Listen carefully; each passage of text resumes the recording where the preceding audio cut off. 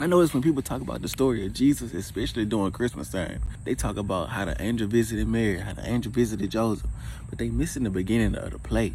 Just like they seeing a robe, but they ain't seeing the pic. Because when Mary said to the angel, how am I have a child and I've never been with a man before, the angel said, how's it gonna happen? And oh, your cousin Elizabeth is 6 months pregnant.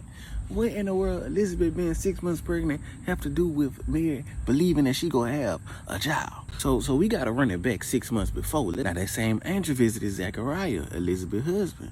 Now people been looking at Elizabeth and Zechariah kind of funny for some years because Elizabeth can't have a baby, but they were praying and asking God for a baby.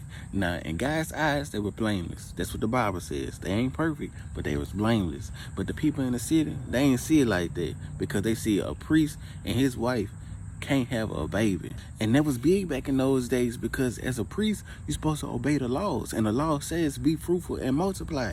But you can't do that. So the people talking and thinking maybe God must don't want their bloodline to live on, or they must have did something so wrong in God's eyes that he don't want them to have kids. And they really believe that now because they are old now. Zechariah and Elizabeth are way beyond their years of having a child. Now let's go back to the angel visiting Zechariah. The angel said, God has answered y'all prayers. You and your wife will have a son. His name will be named John.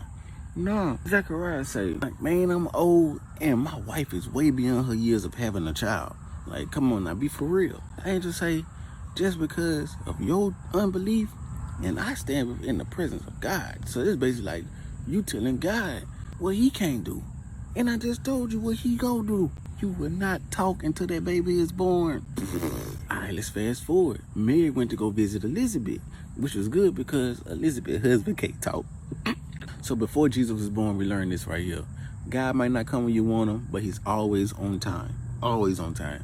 Because if Elizabeth would have had a baby before, the angel telling Mary, oh, Elizabeth pregnant, wouldn't mean nothing to Mary.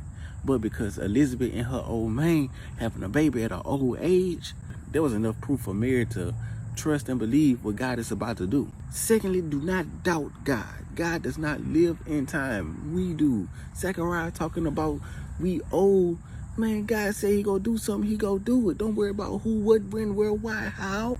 It's gonna be done. I say all this to say don't miss the whole play, bro. Y'all seeing the robe but not seeing the pic. And plus, God set it all the way up. Elizabeth getting pregnant, the time she got pregnant was not random. It was divine destiny. Mary needed to hear that right then and there. And Elizabeth's son, John, ended up being one of the greatest prophets known to man for real. And he ended up baptizing Jesus, preparing the way for Jesus for real. So if y'all tell a story, tell it from the beginning, because it's very important.